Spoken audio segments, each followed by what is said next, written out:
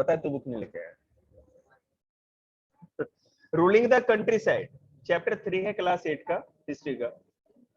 अभी हम लोगों ने जो किया है उससे आपको ये पता चल गया कि किस तरह से इंडिया में ब्रिटिश गवर्नमेंट स्टेबलाइज हो गई। ठीक है, अब 1849 में आप लोग बता सकते हैं कि कौन सा लास्ट स्टेट था जिसको कि ब्रिटिश लोगों ने कॉन्कर किया था? पंजाब, बिल्कुल सही। लास्ट स्टेट पंजाब था और पंजाब को कॉन्कर करने के बाद पूरी ब्रिटिश इंडिया, पूरा इंडिया ब्रिटिश के अंडर में आ गया।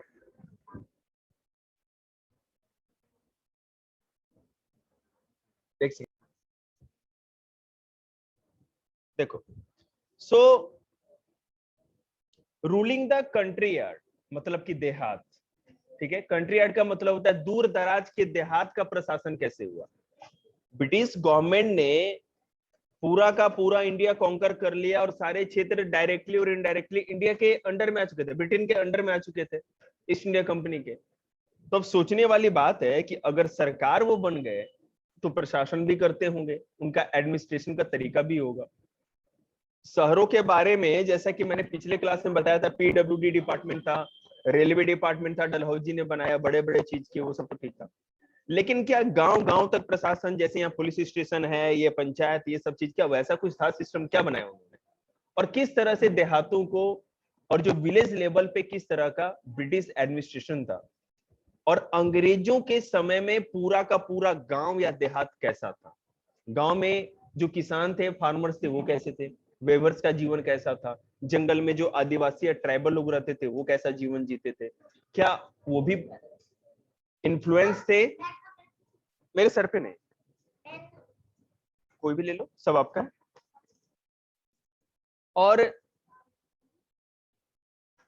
मान लीजिए कि जो बड़े बड़े राज्य थे, जितने भी स्टेट्स थे, जो भी किंग थे, वो सारे के सारे तो ब्रिटिश लोगों ने कॉन्कर कर लिया था।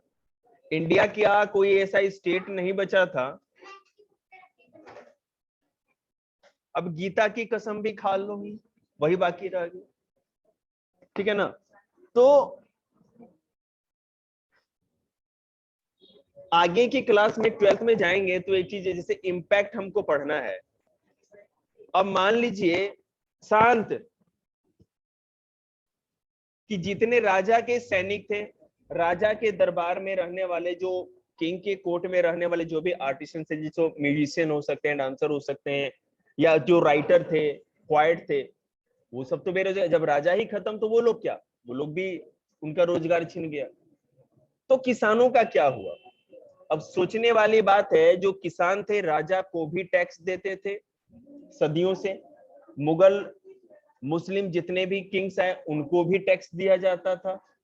तो अंग्रेजों के समय कुछ सिस्टम चेंज हुआ, कुछ राहत मिली, ठीक है, या और भी ज्यादा उनको प्रॉब्लम हुई? ये सारी बातें, तो यही हमारा चैप्टर है। पहले टॉपिक आपने समझ लिया, अब हम लोग देखते हैं। द कंपनी बिकम्स द दीवान। देखिएगा, मैंने आपको दीवानी अदालत और फौजदारी अदालत बताया था। दीवानी मतलब कि सिविल मामले जो होते थे आम, जैसे कि जमीन जायदाद का हो गया, टैक्स का रिलेटेड मुद्दा जो होता है उसको सिविल कोर्ट में देखा जाता है, अभी भी वैसा ही है। हाँ, टैक्स भी उसी में दीवानी में आता है। जैसे टैक्स से रिलेटेड कोई मामला हो गया, वो ऐसा क्राइम नहीं है कि जिसमें आपको कुछ बड़ी सजा दी जाए, आपको पेनाल्टी लगाई जाती है। और तो दीवान मतलब कि अब जितने भी सिविल मामले थे, सिविल का मतलब होता है कि जो किसी अपराध में नहीं आते, क्राइम में नहीं आता, वो क्रिमिनल कोर्ट हो जाएगा। फिर जो क्राइम में नहीं आता है, सिविल मुद्दा जो भी होता है, उसको देखने वाले दीवानी अदालत में होते थे लोग, और वो मामला अब अंग्रेजों के हाथ में आ गया। देखिए कैसे। On 22 August 1765, the Mughal emperor appointed the East India Company as the Diwan of Bengal.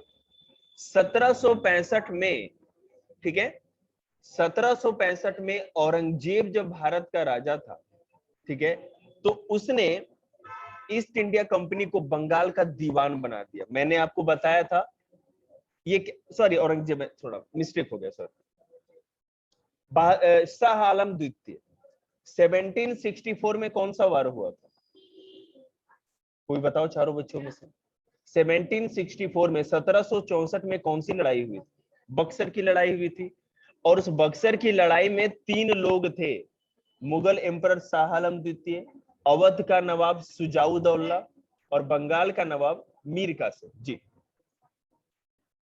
और एक चीज और बता दें, मैं अभी पेपर देख रहा था प्रीवियस, बेटे बाद में पेपर दे देना ना, क्या ये कर रही है? देखो, तो मैं आपको एक बात बता देता हूं, जब बक्सर की लड़ाई हुई उसमें बंगाल का नवाब मीर कासिम नहीं था, उसको मार के भगा दिया गया था, वो जान बचा के भागा था। ठीक है, उस समय बंगाल में फिर से दोबारा मीर जाफर को ही वहां का नवाब बना दिया गया था। और मीर कासिम जा करके मदद मांगने गया था शाह आलम द्वितीय से और सुजाउद्दौला से। अवध का जो राजा नवाब था सुजाउद्दौला, और जो मुगल एम्परर था शाह आलम द्वितीय।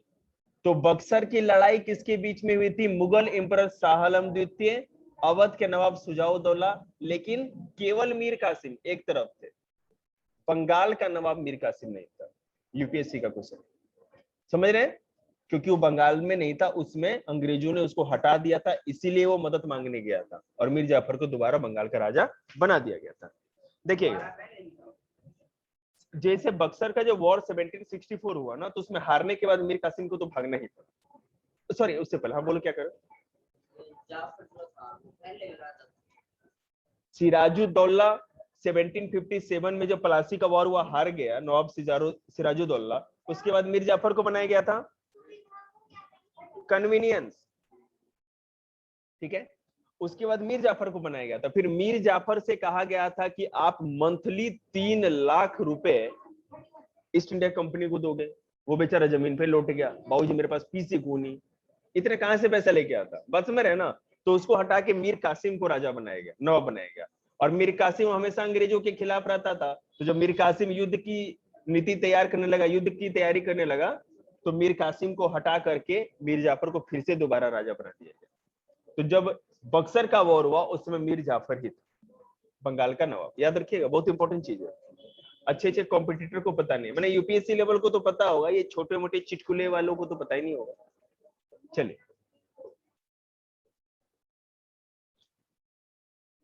12 अगस्त 1765 को अपना काम करो, जो मुगल एम्परर था उसने ईस्ट इंडिया कंपनी को बंगाल का दीवान बनाया। क्यों?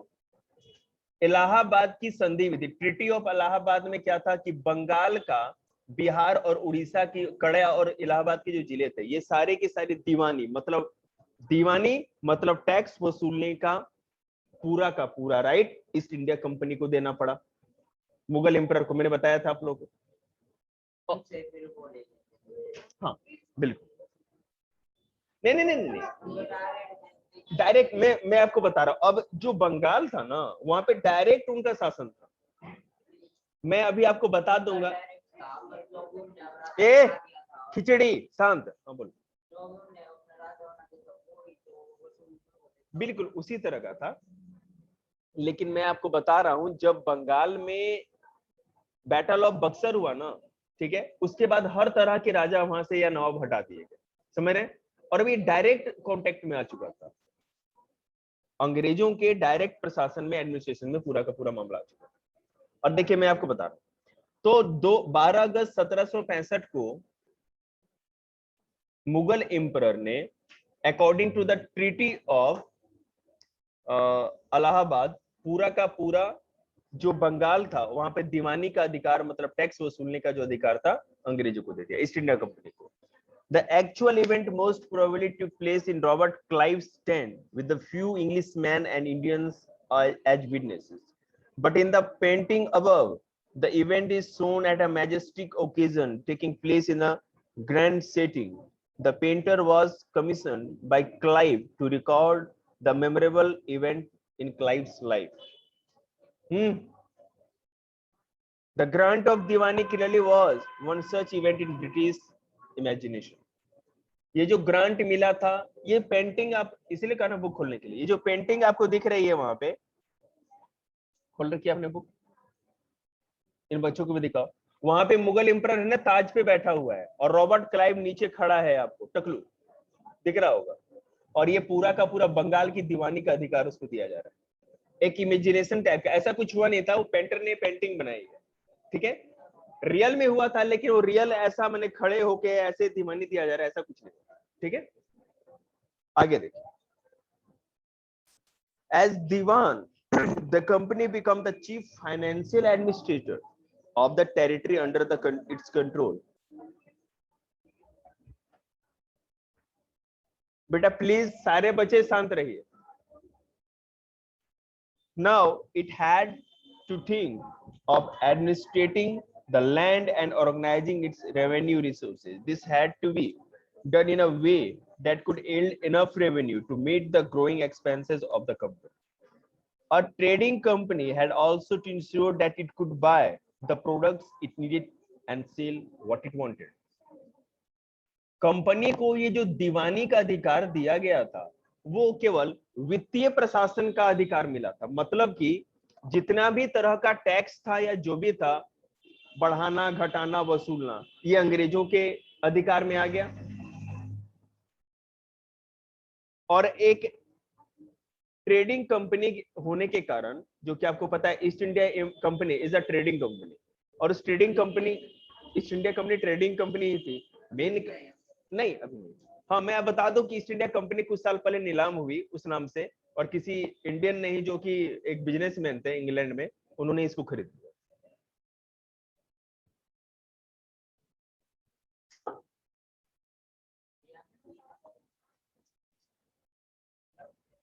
ईस्ट इंडिया कंपनी ब्रिटेन की कंपनी थी, उस नाम से कंपनी अभी तक चल रही थी। अब घाटे में जा रही थी, छोटा मोटा कुछ काम करती होगी, ठीक है ना, तो उसको खरीद लिया था किसी इंडियन। छोड़िए, वो तो इस चैप्टर से रिलेवेंट नहीं है। तो अब मान लो कि एक व्यापारी है, वो क्या करेगा, यहां से चीजों को, मर्चेंट मैंने आपको बताया था, यहां से चीजों को खरीदेगा और वहां बेचेगा। तो यहां से चीजों को खरीदने के लिए उसके पास पैसा भी तो होना चाहिए, बस समझे। और वो पैसा कहां से आएगा? अब बंगाल में उसको जो दीवानी का अधिकार मिला था, जो राइट मिला था, उससे उसको पूरा का पूरा ये पैसा मिलता था। टैक्स में से जो पैसा आता था उसका वो चीज यहां से खरीदते थे कोई प्रोडक्ट, और उसको पूरे के पूरा यूरोप में जाके एक्सपोर्ट करते। ठीक है, देखिए, over the years the company also learned that it had to move with some cautions. Being an alien power, it needed to pacify those who in the past had ruled the countryside and enjoyed authority and prestige. Those who had held local power had to be controlled, but they could not be entirely eliminated. How was this to be done? In this chapter, we will see how the company came to colonize the countryside. Okay, organize revenue resources, redefine the rights of people, and produce the crops if wanted. पहले से अब यहाँ पर जो chapter हमारा है, देहात का प्रशासन किस तरह होता था।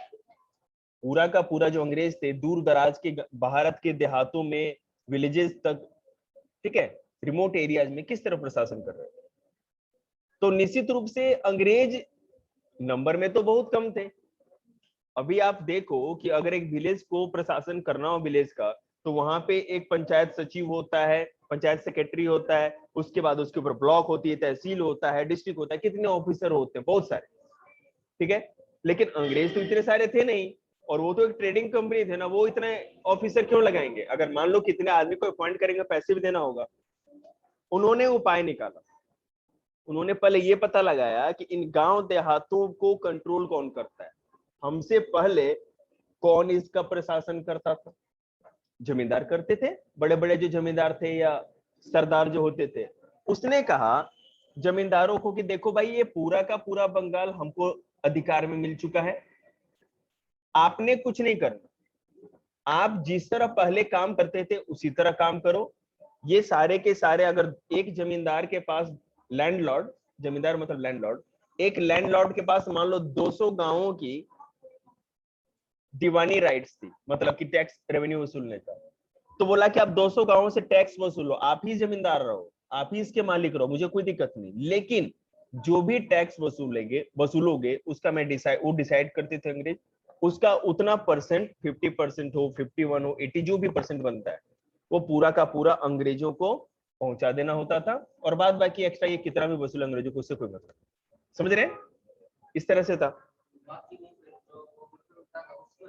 हाँ, वो कुछ भी कर सकता था इसका। मैं इसका अभी आज ही मैंने इसके बारे में पढ़ा था बीता घर पे, हायर क्लासेस के लिए, वो मैं आपको बताता हूँ। इसमें है, इसमें मिल ही जाएगा, मैं क्यों फिर से एक्स्ट्रा बताऊं, लेकिन फिर भी थोड़ा सा ऐसे ही बोल देता हूँ। देखो, परमानेंट सेटलमेंट 1793, लॉर्ड कॉर्नवालिस 1793 में, ठीक है, 1793 में लॉर्ड कॉर्नवालिस जो भारत का गवर्नर जनरल था, उसने क्या किया कि परमानेंट सेटलमेंट किया। परमानेंट सेटलमेंट को बेटा हिंदी में अस्थाई बंदोबस्त कहे। ठीक है, इसमें क्या था कि सरकार जो लोकल जो भी जमींदार या लैंडलॉर्ड होते थे, ठीक है, या किसी इलाके के लिए टैक्स वसूलने का के अधिकार की नीलामी कर देते थे। जैसे कि लाइसेंस होता है ना कि भाई, जैसे वो ठेका होता है, समझ गए ना, ठेका कॉन्ट्रैक्ट, कॉन्ट्रैक्ट निकालते थे कि भाई कौन वसूल करेगा, 5 साल के लिए ठेका हम देंगे। ठीक है, जो जितनी बोली लगाता था उसको मिल जाता था। अब 5 साल तक क्या होता था कि अंग्रेजों ने फिक्स कर रखा था कि हर पूरा इलाका एस्टिमेट कर लिया कि 50% या 40% हमको टैक्स चाहिए, जितना भी होता है। अंग्रेज वो उतना देते थे, अंग्रेजों को जमींदारों को देना होता था। और कानून तो कानून था। अगर मान लो कि कल 1 अगस्त है और 31 जुलाई का डेट है, तो 31 जुलाई के सूर्यास्त से पहले पहले अगर उसने ये पूरे पैसे जमींदार ने नहीं दिए, ठीक है, तो 1 अगस्त के जो सूर्योदय होगा, मतलब सुबह होगा, जैसे सुबह की पहली किरण के साथ ही पूरी जमींदार की सारी कोठी, पूरी जमींदारी की नीलामी हो जाएगी। ऐसा अंग्रेजों को प्रशासन था। समझ रहे? इस तरह का था। तो एक था अस्थाई बंदोबस्त, ठीक है, और दूसरा था रैयतवाड़ी। इंग्लिश में भी बेटा रैयतवाड़ी ही है, और इसमें भी। अस्थाई बंदोबस्त जो था, बंगाल, बिहार, उड़ीसा और उत्तरी कर्नाटक के कुछ जिलों में इसको आजमाया गया था। इसमें दिक्कत क्या हुई कि जो जमींदार होते थे ना, वो मोस्टली, जैसे मान लो कि 50 या 40% अंग्रेजों को देना है, उसके बाद एक्स्ट्रा बहुत ज्यादा अत्याचार करके जनता से लेते थे अपने फायदे के लिए। इसे जनता भी तरसती। अब मान लो राजा के पास जाए, ऑफिसर के पास जाए, सरदार के पास जाए, वो टैक्स कहां से जाएगा? किसान खेती करेगा, जिएगा, तभी तो देगा ना।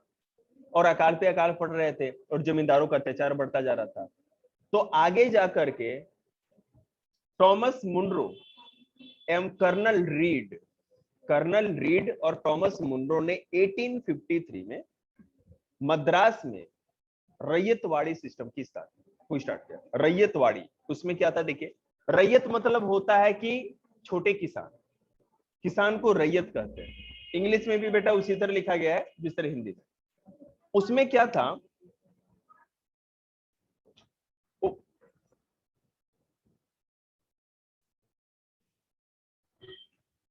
एक कोई है तो नहीं?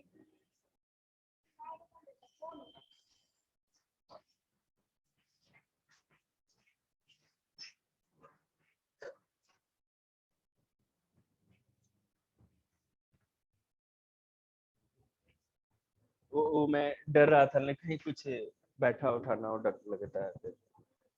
देखिएगा, दूसरा है, फिर नाम ले लिया ना उसका, सावन में पागल है सांप का, आराम बोल ले, मैंने भी नाम ले लिया।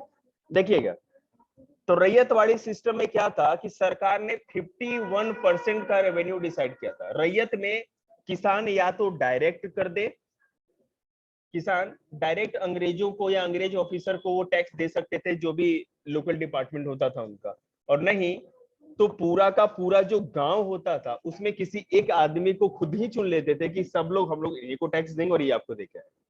समझ रहे? ये मद्रास, बॉम्बे, कर्नाटक और लगभग पूरे साउथ भारत में, दक्षिण भारत में इसको सिस्टम को लगाया गया ना। कहीं दूसरी दूर से आवाज आ रही, ठीक है। तो रैयतवाड़ी और अस्थाई बंदोबस्त, permanent settlement and ryotwari system, ये दो ही सिस्टम इंट्रोड्यूस की गई थी। अब मैं आपको इसके हिसाब से बताता हूं।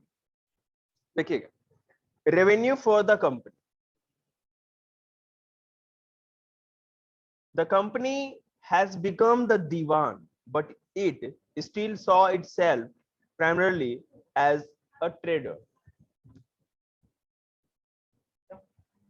आप बैठे बैठे जगह है, कहाँ जा रहे हैं? भाई को बताओ, पता है भैया को? इसे टॉपिक्स तो लिख ले एक बार कागज पे। चॉइस नहीं मिलेगा। अरे टेस्ट दो ना यार, 5 बज गए, कर क्या रहे हो? चलो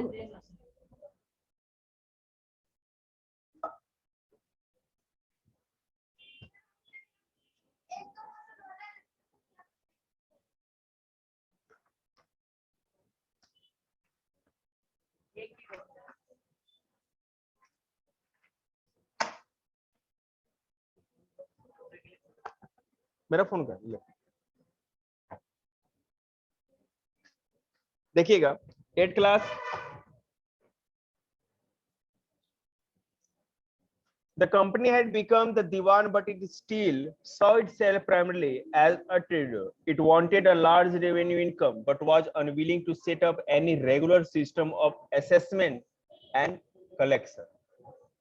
The effort was to increase the revenue as much as it could and buy fine cotton and silk cloth as cheaply as possible.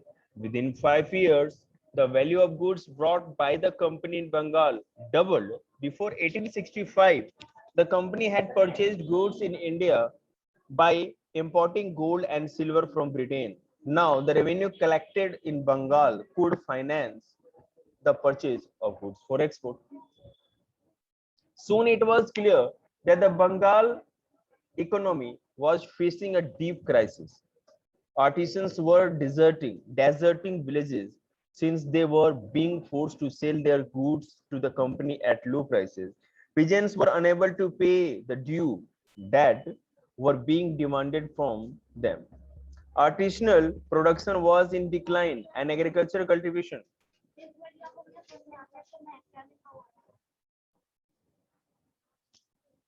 इसको छोड़ दो,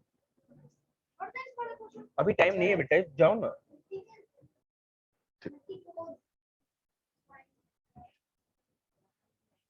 Company at low prices, peasants were unable to pay the dues that were being demanded from them.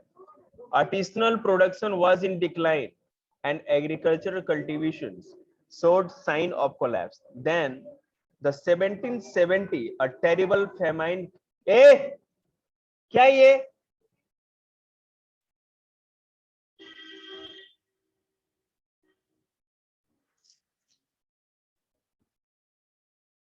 जो भी चिल्लाएगा फेंक के मार दूंगा, देख लेना किसको बोलना है।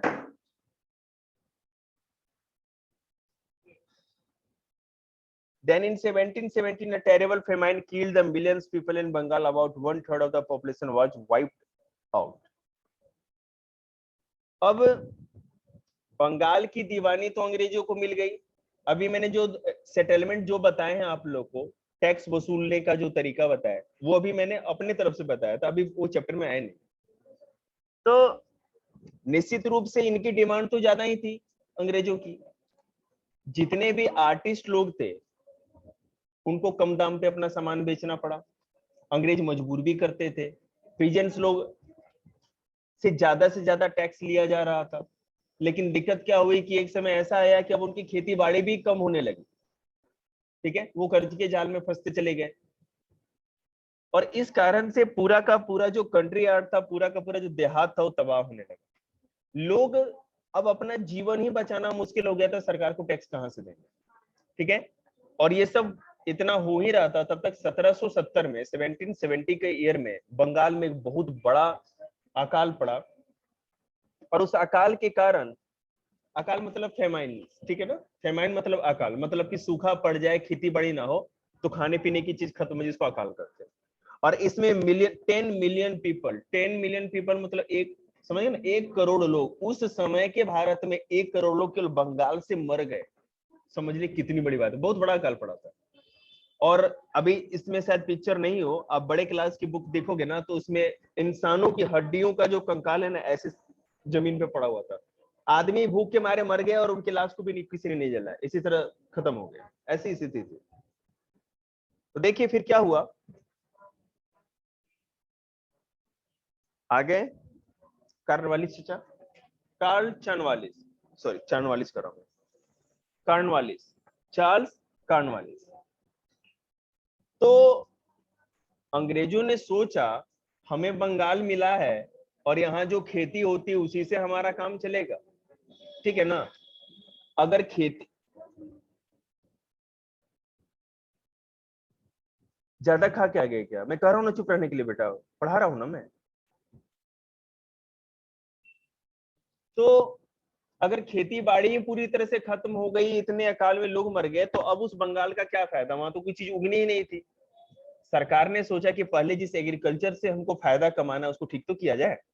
मान लो कोई जानवर लेके आओ, आप गाय भैंस लेके आओ, पहले ही वो बीमार रहती है, वो हड्डी दिख रहा है, तो उससे क्या फायदा होगा? अरे पहले खिलाएंगे पिलाएंगे उसको और सुधार करेंगे, ठीक करेंगे, तभी कुछ इन्वेस्ट करेंगे, तभी तो कुछ मिलेगा। तो अंग्रेजों का उस समय चार्ल्स कॉर्नवालिस बंगाल के गवर्नर जनरल बन के आए, ठीक है।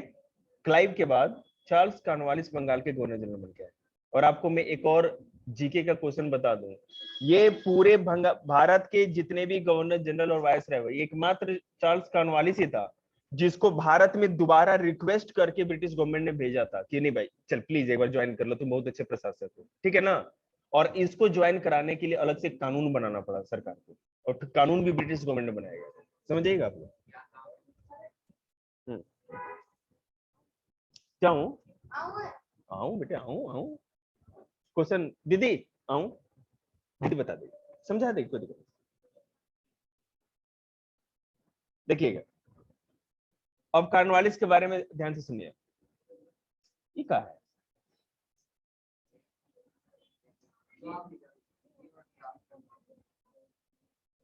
ये कीबोर्ड साफ करने के लिए इसको ले दिए।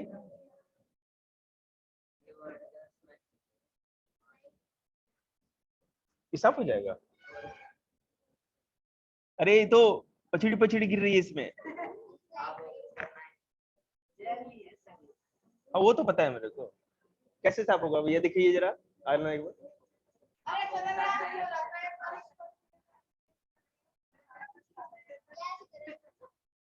ऐसे करके कैसे? छी पता ना किसकी यहाँ थे रे, हटे। राम भजो।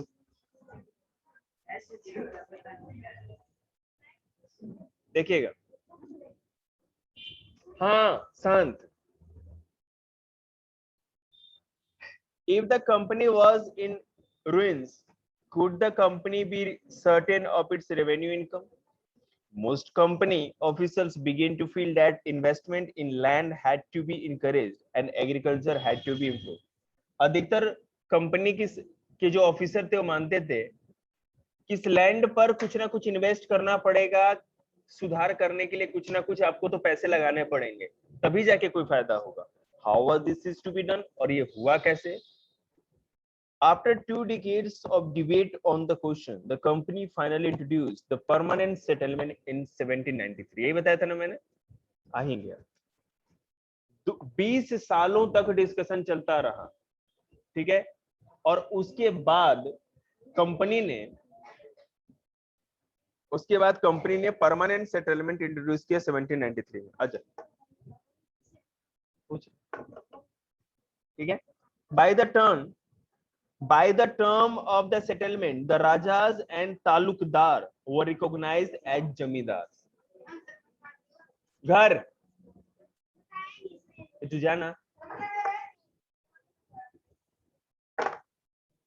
देखिएगा जितने भी राजा थे या जमींदार थे जो लोकल थे, सॉरी तालुकेदार मतलब कि जमींदार से बड़ा, उसके अंदर में 10 जमींदार आते, उनको उनकी जो जमींदारी थी उनको एक्सेप्ट किया गया, उसको एज ए जमींदार मतलब लैंड लॉर्ड की तरह एक्सेप्ट किया गया इस सेटलमेंट में। और they were asked to collect rent from the peasants and pay revenue to the company, जैसा मैंने बताया था। उनको कहा गया कि आप पूरे की पूरी जनता से वो रेवेन्यू को वसूलो और कंपनी को पे कर दो, ठीक है। बदले में क्या होना था देखो, the amount to be paid was fixed permanently, और जो अमाउंट था वो फिक्स था। अगर अकाल पड़ता है तब भी जमींदार को उतना टैक्स देना है, और अच्छी खेती होती है, बहुत ज्यादा भी पैसा आता है, लेकिन फिर भी ज्यादा नहीं मिलना, कम ही मिलना है, जितना फिक्स है उतना ही देना है, नियम तो नियम ऐसा था। द अमाउंट टू बी, जी तब वही तो था ना, अंग्रेजों को ऐसा लगा कि इसमें जमींदार ज्यादा फायदा कमा रहे हैं, हमको तो उतना ही मिल रहा है जितना हमने फिक्स किया है, और बीच में जमींदार ज्यादा फायदा कमा रहे हैं, और ज्यादा फायदा कमाने के चक्कर में खेती बाड़ी में जो लगे हुए किसान है उनको ज्यादा नुकसान हो रहा है, समझ रहे, इसीलिए बंदोबस्त खत्म कर दिया गया बाद में। देखिए देखिएगा,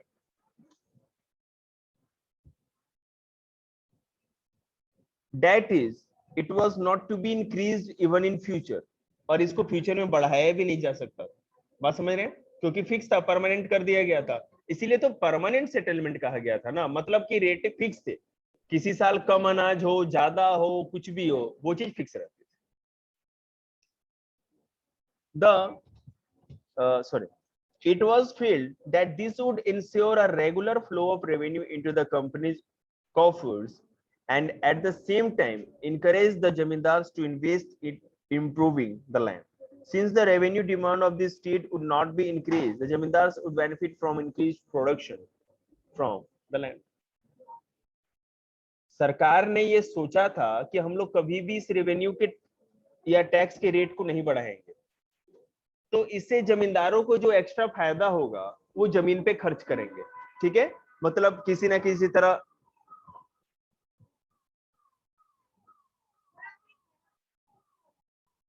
एम्बुलेंस